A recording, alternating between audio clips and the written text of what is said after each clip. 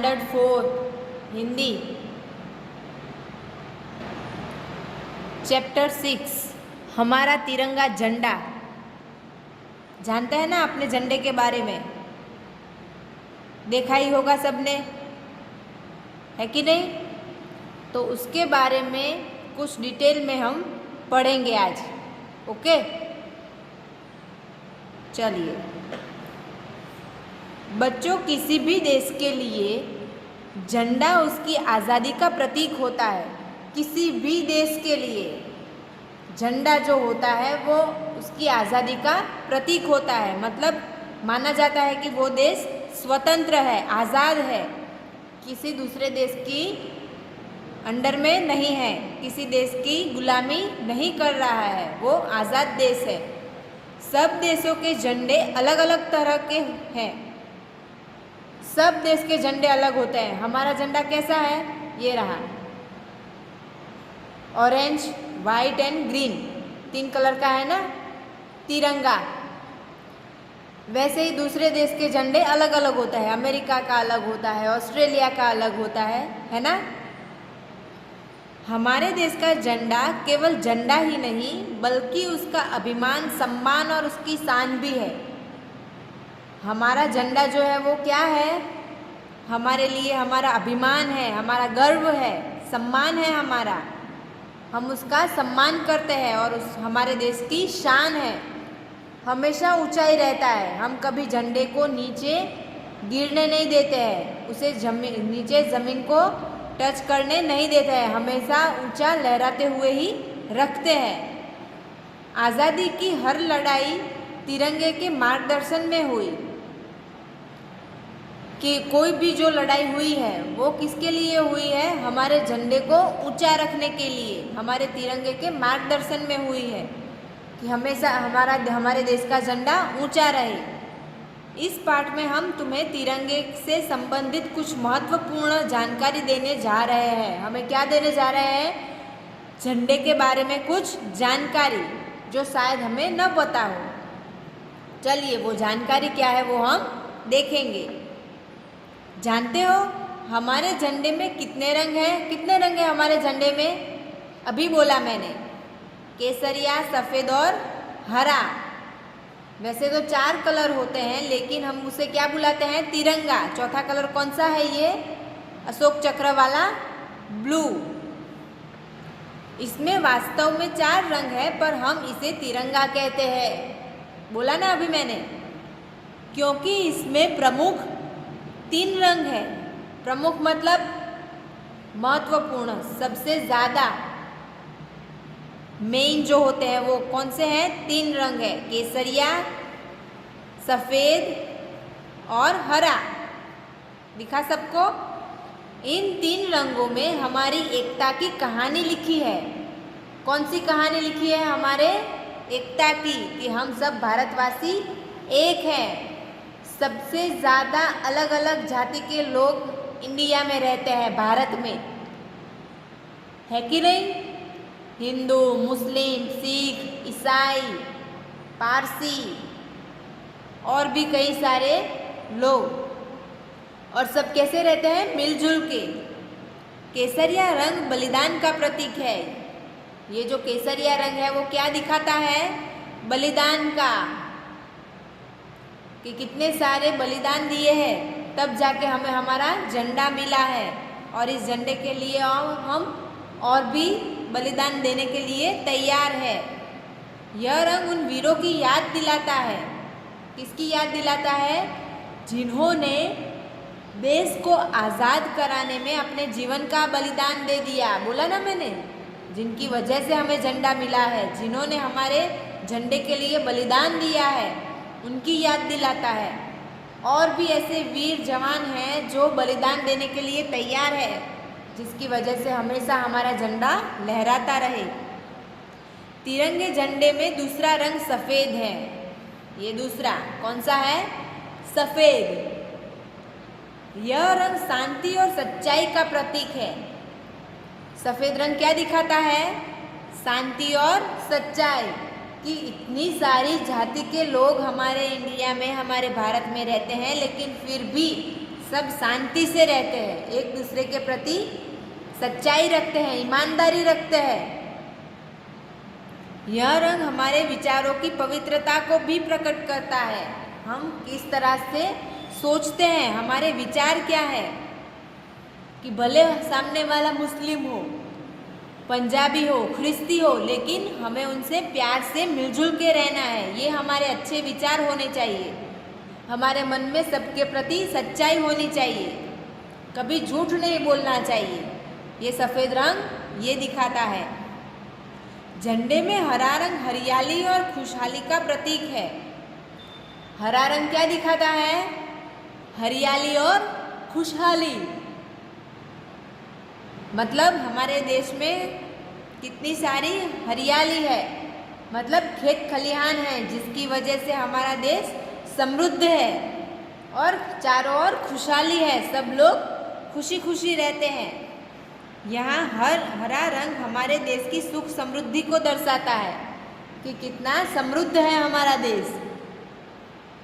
हमारा देश मेहनत करने वाले श्रमिकों का देश है। कैसा देश है हमारा? मेहनत करने वाला, श्रमिकों का। कोई भी बैठे बैठे नहीं खाता है, मतलब सब लोग कुछ ना कुछ काम करते हैं। किसान जो है वो अपने खेतों में जाते हैं, जो दूसरे काम धंधे वाले हैं वो अपने दुकान पे जाते हैं, नौकरी में जाते हैं, अपने कारखानों में जाते हैं, है ना। सब मेहनत करते हैं। हमारे झंडे में चौथा रंग है गहरा नीला, मतलब नेवी ब्लू, ये बीच वाला। इस रंग से सफ़ेद पट्टी पर अशोक चक्र को अंकित किया गया है। ये जो बीच वाला सफ़ेद रंग है उसमें नेवी ब्लू कलर से अशोक चक्र बनाया गया है। ये जो चक्र है वो इसे क्या बोलते हैं? अशोक चक्र। यहाँ पे लिखा है, देखिए, अशोक चक्र। अशोक चक्र में 24 आरे हैं। ये जो बीच में लाइन लाइन लाइन दिख रही है आपको, ये ऐसी 24 लाइन है। कितनी है? 24। और इसे लाइन नहीं बोलते, क्या बोलते हैं? आरे। 24 आरे है। यह भारत की गति तथा प्रगति का प्रतीक है। मतलब ये घूमता रहता है, सच में नहीं घूमता है, लेकिन ये क्या बताता है? गति बताता है कि हमारा देश दिन ब दिन प्रगति करता है। इसमें भरा नीला रंग हमारी उन्नति की सीमा को दर्शाता है। ये क्या दर्शाता है? नीला रंग हमारी उन्नति की सीमा को, कि दिन ब दिन हम प्रगति करते हैं, उन्नति करते हैं, डेवलपमेंट होता है हमारे देश में, टेक्नोलॉजी बढ़ती है, कुछ ना कुछ नया होता है। आया सबको समझ में यहाँ तक? चलिए आगे। हमारा यह तिरंगा अंतरिक्ष में भी जा चुका है। सिर्फ जमीन पर या दूसरे देशों तक नहीं, लेकिन अंतरिक्ष तक भी जा चुका है हमारा झंडा। अब किस तरह से, खुद ब खुद तो जाएगा नहीं, तो किस तरह से जा चुका है वो देखेंगे। 26 जुलाई 1971 में जब अपोलो 15 अंतरिक्ष में भेजा गया तो उसमें अमेरिका व अन्य देशों के ध्वजों के साथ भारत का तिरंगा भी शामिल था। जब 1971 26 जुलाई अपोलो 15 को अंतरिक्ष में भेजा गया, तब बहुत सारे देश के झंडे थे। अमेरिका का था, दूसरे देशों का था, उसके साथ हमारे भारत का झंडा भी शामिल था। इस तरह से हमारा तिरंगा झंडा अंतरिक्ष में पहुंचा था। इसके पश्चात, इसके अलावा अप्रैल में 1984 में यह भारत के राकेश शर्मा के अंतरिक्ष सूट पर टांग कर गया। जो हमारे देश के राकेश शर्मा जो थे वो अंतरिक्ष में गए थे, जो उन्होंने सूट पहना था उसके ऊपर भी हमारा तिरंगा झंडा चिपका हुआ था। वहाँ पर टांग कर भी वो अंतरिक्ष में जा चुका है। अब भारत द्वारा अंतरिक्ष में भेजे गए चंद्रयान में भी सवार होकर झंडे ने अंतरिक्ष को छुआ है। इसके अलावा कब गया था चंद्रयान? उसमें भी सवार होकर झंडे में अंतरिक्ष को छुआ है, चंद्रयान में भी गया था। आप सब लोगों ने मंगल पिक्चर देखा हो तो मंगलयान का दिखाया है, अक्षय कुमार, विद्या बालन, उसमें भी हमारा तिरंगा झंडा था जिसको अंतरिक्ष में भेजा गया था। तो कब कब तक गया था? 26 जुलाई 1971 में अपोलो 15 में, 1984 अप्रैल में राकेश शर्मा के साथ, और चंद्रयान के साथ भी हमारा तिरंगा झंडा अंतरिक्ष में जा चुका है। वैसे तो सरकारी इमारतों, भवनों तथा अन्य अवसरों पर सूती खादी के बने झंडों का ही प्रयोग किया जाता है। वैसे तो सरकारी इमारतों और भवनों, मतलब दिल्ली में जो हमारी सरकारी इमारतें हैं, राज्य भवन, लोकसभा, ये सब जो है, वहाँ पर जब अवसर हो, मतलब 26 जनवरी, 15 अगस्त, ऐसे कुछ अवसर हो या फिर कोई बड़ा दिन हो हमारे देश के लिए, तब सूती खादी इस कपड़े से ही बनता है झंडा, उसी का प्रयोग किया जाता है। लेकिन किंतु 26 जनवरी और 15 अगस्त के दिन फहराए जाने वाले राष्ट्रीय ध्वज सूती खादी के नहीं बल्कि रेशमी होते हैं। सूती खादी के कब बनते हैं? जब सरकारी इमारतों, भवनों तथा अन्य अवसरों पर जो झंडा फहराते हैं हम, तब सूती खादी के बनते हैं। लेकिन जब 26 जनवरी और 15 अगस्त को झंडा फहराते हैं, तब वो रेशमी होते हैं। कौन से कपड़े के बने होते हैं? रेशमी कपड़े के। सरकारी इमारतों तथा भवनों पर केवल एक ही राष्ट्रीय ध्वज फहराया जाता है। जो सरकारी इमारतें हैं या फिर भवन हैं, जो वहाँ पर एक ही राष्ट्रीय ध्वज फहराया जाता है। लेकिन संसद भवन, जो हमारा संसद भवन है, वो एक ऐसा सरकारी भवन है जिस पर प्रतिदिन, मतलब हर रोज 3 राष्ट्रीय ध्वज एक साथ फहराए जाते हैं। संसद भवन पर हर रोज प्रतिदिन 3 राष्ट्रीय ध्वज फहराए जाते हैं। क्यों? इसका कारण है कि इस भवन में लोकसभा के अध्यक्ष, उपाध्यक्ष तथा राज्यसभा के अध्यक्ष, कौन कौन? लोकसभा के अध्यक्ष, उपाध्यक्ष और राज्यसभा के अध्यक्ष कार्य करते हैं, और इन तीनों के हाथों एक एक राष्ट्रीय ध्वज फहराया जाता है। इसकी वजह से संसद भवन के ऊपर 3 राष्ट्रीय ध्वज फहराए जाते हैं। आया समझ में? विश्व के हर देश में जहाँ भारतीय राजदूत रहते हैं, वहाँ भी हमारे देश का तिरंगा झंडा लहराता है। दुनिया में कहीं भी जहाँ पे हमारे भारतीय राजदूत होते हैं, वहाँ पे हमारा तिरंगा झंडा लहराया जाता है। जैसे कि अगर क्रिकेट है, वो खेलने के लिए ऑस्ट्रेलिया गए हैं और वहाँ पे हम जीत गए, तो जो हमारी क्रिकेट टीम है वो भारतीय राजदूत कहलाएगी, और उनकी वजह से हमारा तिरंगा झंडा ऑस्ट्रेलिया में लहराएगा। आया समझ में? अगर कोई दूसरे देश में ओलंपिक रखी है और ओलंपिक में हमारे देश का बंदा जीतता है, मेडल लाता है, तो वहाँ पे जो तिरंगा झंडा लहराया जाएगा वो उस भारतीय राजदूत की वजह से लहराया जाएगा। आया समझ में? चलिए,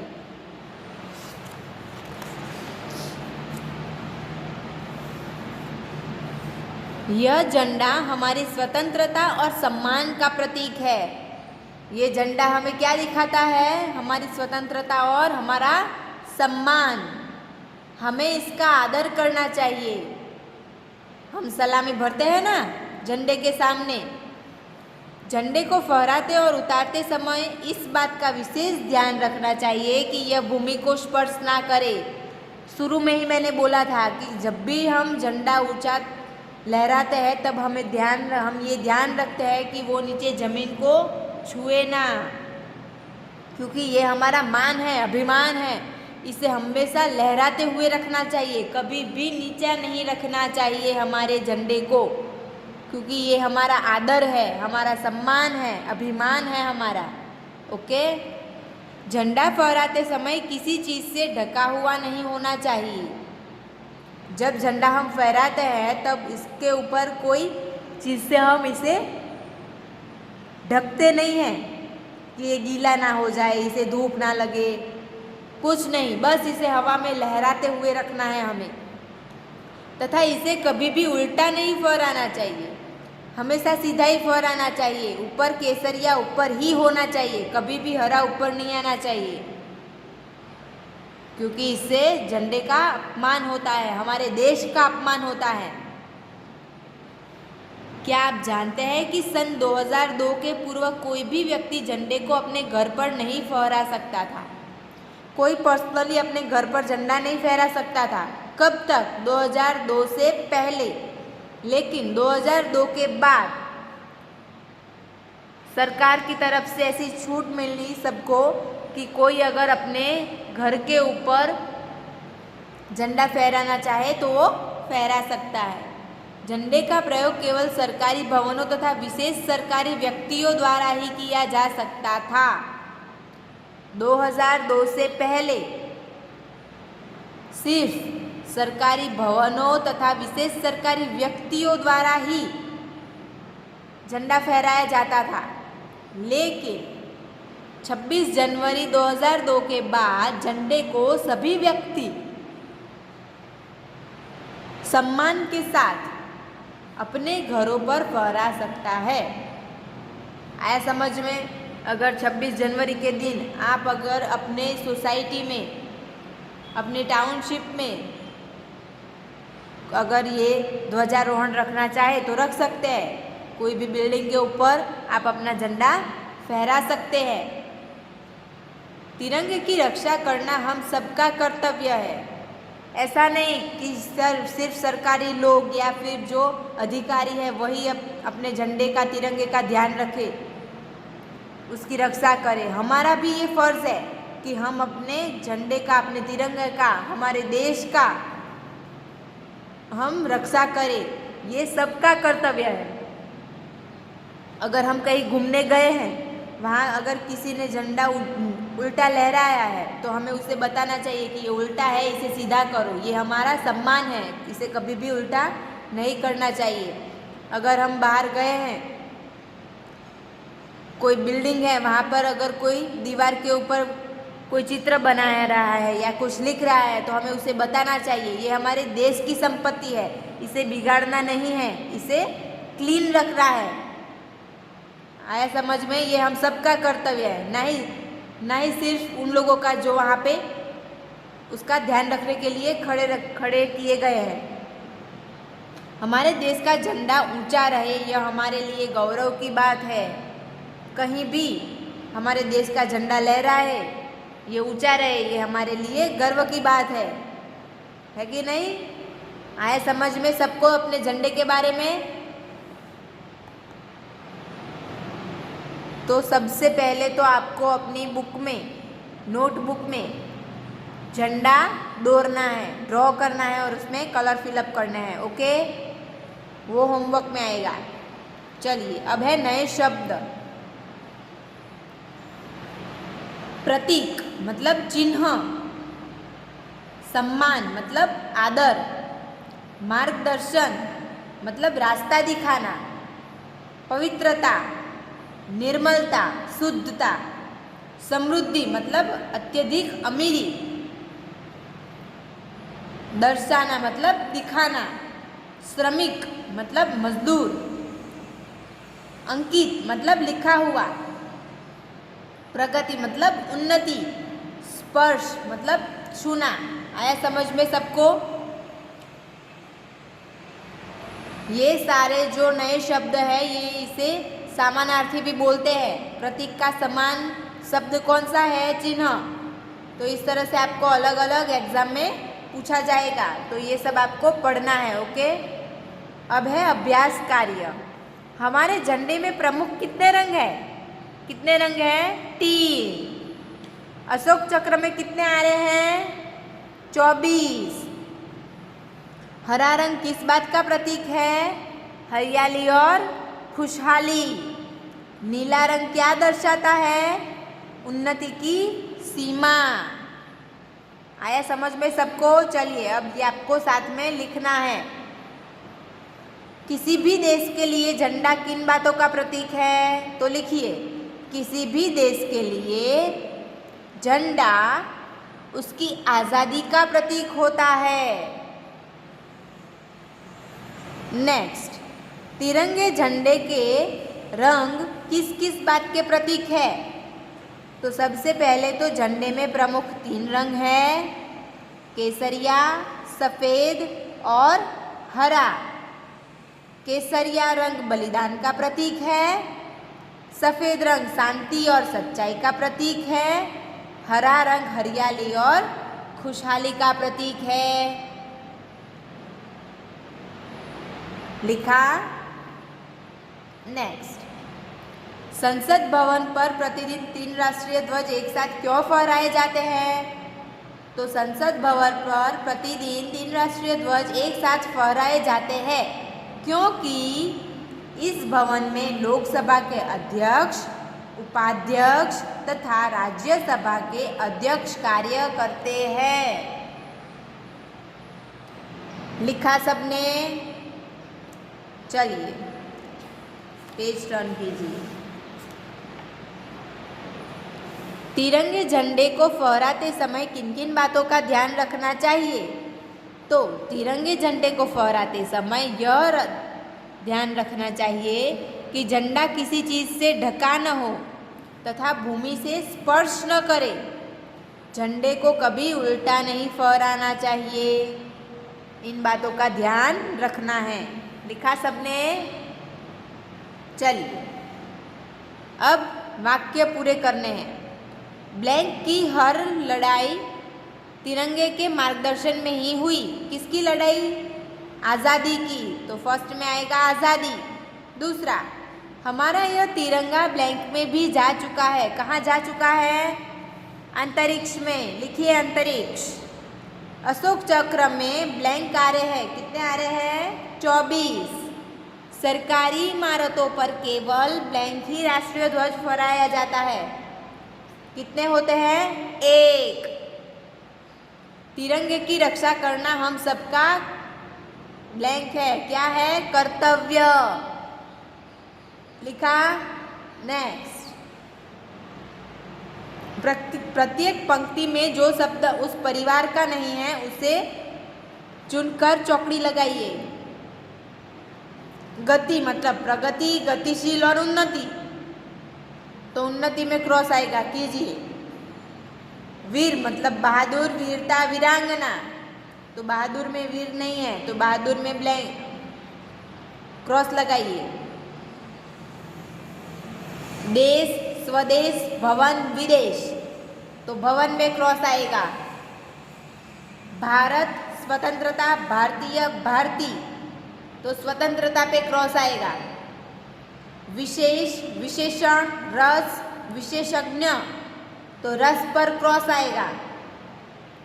सम्मान, सम्माननीय, सम्मानित, सम्मान। तो समान पे क्रॉस आएगा। किया सबने? चलिए अब 2-2 शब्द दूसरे लिखने हैं। न वाले 2 न साथ में हो ऐसे, जैसे कि उन्नति तो उसके जैसा प्रसन्न, अन्न। आया समझ में? उसी तरह से क्यों मतलब क्या, तो क्यारी, वाक्य। लिखा? म तो सम्मान, सम्मुख, सम्मेलन। द समृद्धि, बुद्धि, शुद्धि। लिखा? नेक्स्ट, अब लिंग चेंज करनी है। शब्दों के लिंग बताइए। सॉरी, चेंज नहीं करनी है, कौन सी लिंग है वो बतानी है। देश मतलब पुल्लिंग, झंडा पुल्लिंग, इमारत स्त्रीलिंग, एकता स्त्रीलिंग, सम्मान पुल्लिंग, आज़ादी स्त्रीलिंग। जो मेल में पुरुष में आता है वो पुल्लिंग, जो लेडीज में आता है, स्त्री में आता है वो स्त्रीलिंग। ओके, इमारत कैसी है तो वो स्त्रीलिंग, झंडा कैसा है तो वो पुल्लिंग। आया समझ में?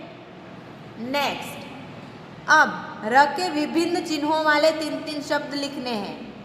र वाले तो रजनी, रवि, रास्ता। उसी तरह से र लेकिन ऊपर रेफ में, तो मार्ग, धर्म, कर्म, मर्म। राष्ट्र नीचे 2 लाइन वाला, ड्रम, ट्रक, भ्रम। उसी तरह से चक्र, चक्र में जैसे ये लाइन है वैसे प्रगति, प्रकार, प्रस्तावना लिखा। नेक्स्ट, संज्ञा या सर्वनाम शब्दों की विशेषता बताने वाले शब्द विशेषण कहलाते हैं। संज्ञा या फिर सर्वनाम जो विशेषता दिखाते हैं उसे क्या बोलते हैं? विशेषण। और विशेषण जिन शब्दों की विशेषता बताते हैं उसे कहते हैं विशेष्य। और जिस शब्द की विशेषता दिखाता है वो क्या बोलता है? उसे क्या बोलते हैं? विशेष्य। जैसे अच्छा लड़का, तो कौन अच्छा है? लड़का, तो लड़का विशेष्य है। और लड़का कैसा है? अच्छा, तो ये विशेषण है। आया समझ में? नीली पट्टी, तो नीली क्या है? विशेषण, वो नीली है। और नीली क्या है? पट्टी, तो पट्टी विशेष्य। केसरिया रंग, तो केसरिया विशेषण। कैसा रंग है? केसरिया, तो वो विशेषण केसरिया। और रंग कौन सा रंग है? केसरिया, तो रंग विशेष्य। आया समझ में? नेक्स्ट, राष्ट्रीय ध्वज, तो राष्ट्रीय विशेषण, ध्वज विशेष्य। सरकारी भवन, तो सरकारी विशेषण और भवन विशेष्य। भारतीय राजदूत, तो भारतीय विशेषण और राजदूत विशेष्य। जिस शब्द में मन के भाव, गुण तथा अवस्था का पता चलता है, मतलब जो चीज़ हमारा भाव दर्शाती है उसे बोलते हैं भाववाचक। तो भाववाचक कौन सा है? हरियाली, लड़ाई, सच्चाई, स्वतंत्रता, वीरता, अच्छाई और सफलता, ये सारे हैं भाववाचक। इससे हमारा भाव व्यक्त होता है कि हरियाली मतलब हरा, इस तरह से। आया समझ में? अब आपका होमवर्क,